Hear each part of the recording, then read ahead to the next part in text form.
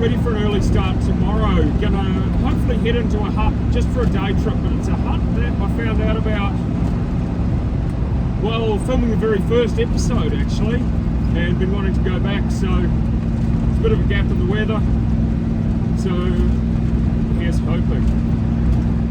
Made it to camp for the night. Slightly different place to what I was intending to camp, but stopped there to do a couple of things while I had internet reception. Just decided that here's as good a spot as where I'm heading, because neither place I can have a fire, and I haven't stayed here before, whereas I've stayed at the other place. Well, this is a little bit close to the road, but what the hell. I've also just spotted the swing bridge, so I'm just going to have a bit of a roam and have a look, then come back and cook some dinner.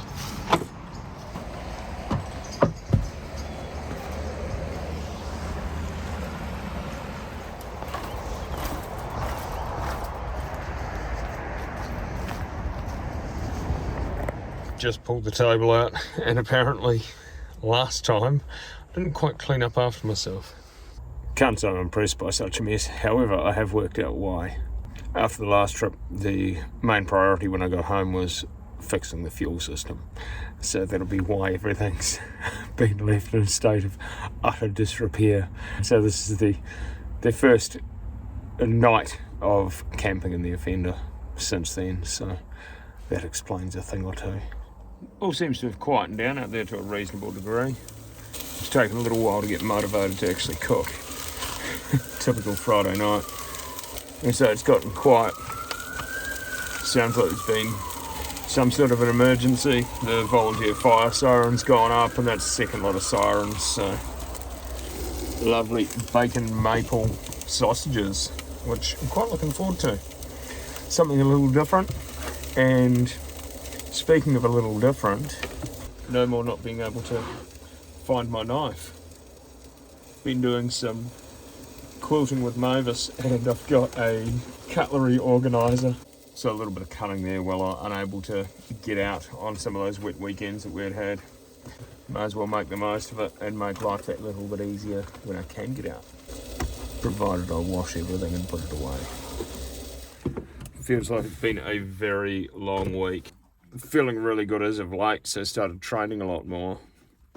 But I've also learnt that treating my body like a rental car doesn't work too well. I've always been a big fan of free the mind and the body will follow. And my body's always been a fan of the fuck I will. So I kind of ended up at ED for an hour and a half or so on Tuesday night before discharging myself, thinking that wasn't a good idea, and proceeding to go to the doctor on Wednesday for some tests. It's sort of been exhibiting stroke-like symptoms, and it's not out of the ordinary per se because of my injuries, but that's not the point. Thankfully all the tests came back clear, and it seemed to be a combination of factors, not all of them easily explainable, but there seemed to be an element of anxiety in there that had caused some of them too. Needless to say, pushing myself quite that hard left me feeling pretty wrecked for a few days, so I imagine tonight's going to be pretty chilled out. Tonight's spot is far from the most picturesque or the quietest that I've ever camped. Earlier on I was outside and it's a really nice clear sky emerging. When I actually got out with the tripod to take photos, it had clouded over. I'm feeling a little bit disappointed with the whole scenario, but proceeded to have a bit of a mess around. Got a fantastic shot that's really made the trip for me so far. Morning. It's about half an hour up the road to the track car park. So hope to get there nice and early. Just a nice easy breakfast this morning.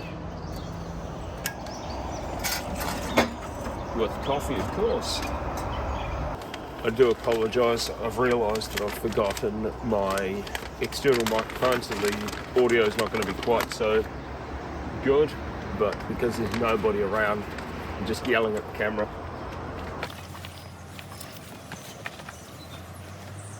I'll wait for my horrendously slow cooker. May as well pack up and get a bag ready.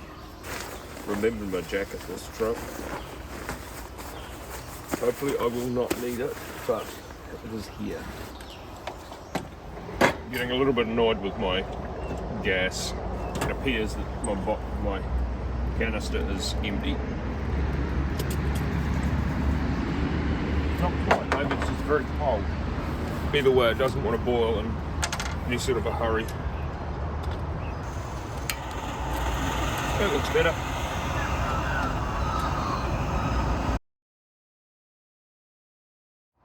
That wasn't painful at all.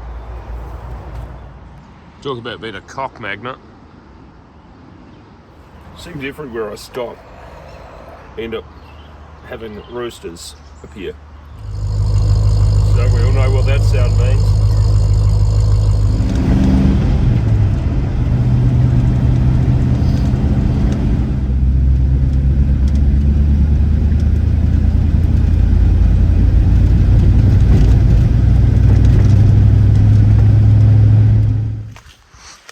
Okay, so made it to the track, and there's an absolute chorus of magpies in this here.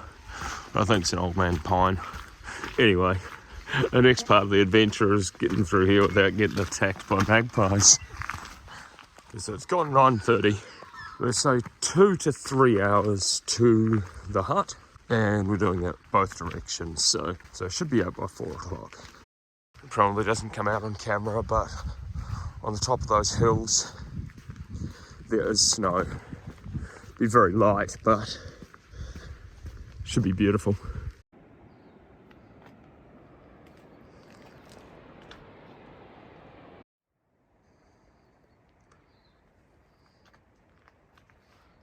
Almost to the hut now. It's actually a lot shorter than I thought. Well, same distance, just quicker, but found a beautiful spot to have a coffee with a view, so I think that's a good way to slow myself down and sit and relax and enjoy it for however long I feel like enjoying it. It's turned into a busy wee little spot. A very unusual move. Instant coffee, but very, very good instant. So might be my new go-to because it keeps gear weight down. Got cooled down very quickly in that short space of time. So down jacket back on and off on the track. As I say, I don't believe it's very far to the hut, but it's uphill and probably take a bit of a wander along the tops when we get there. Just making my way the last few steps towards the hut now. You hear an abundance of voices, which is why I don't tend to stay in huts. Prefer the solitude. This is quite a busy track, even in winter it seems. The hut actually has a nice view. I'm quite impressed with that. Well, it would be a nice view if it wasn't cloudy.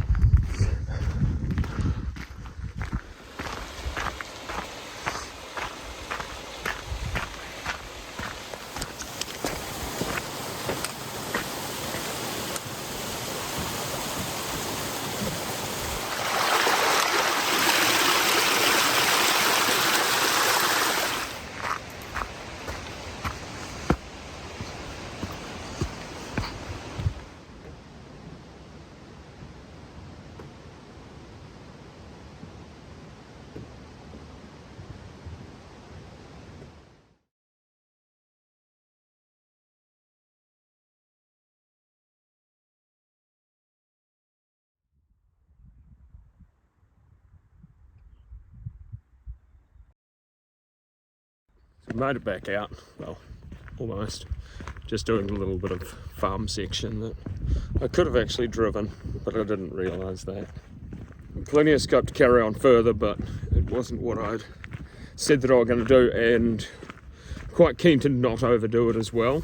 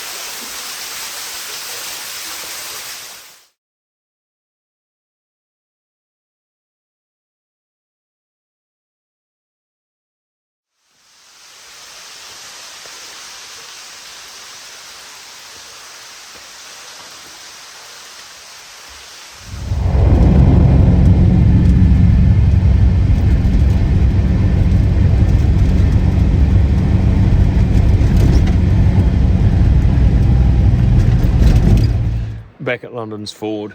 Beautiful clear sky out currently, and a little bit of bird life around as well, which is nice. In my wisdom earlier on, I found some wood laying on the side of the road, so I've picked it up, make use of it for kindling, hopefully.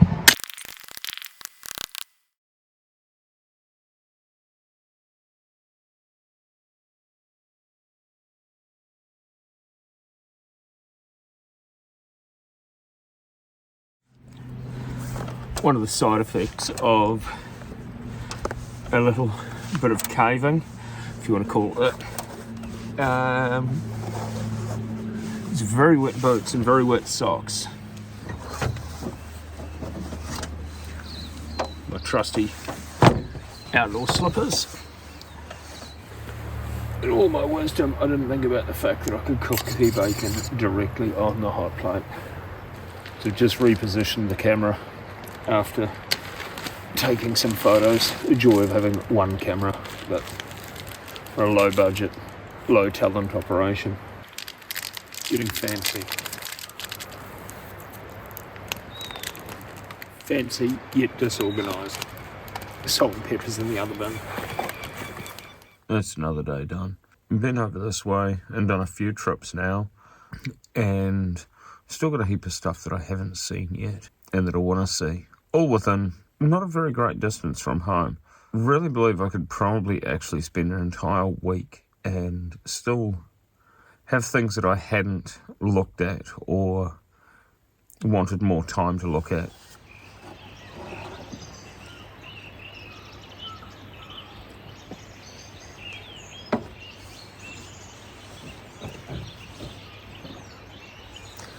So, it's morning.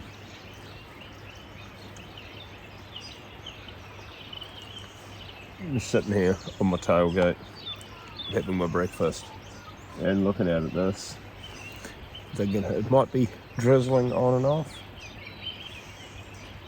Still pretty damn good. So no real plans today. Might stop and look at a couple of points of interest on the way home. Work tomorrow, so there's no point in lingering around when I do plan on coming back here, because it's sort of a couple of blocks over in my hood, so to speak.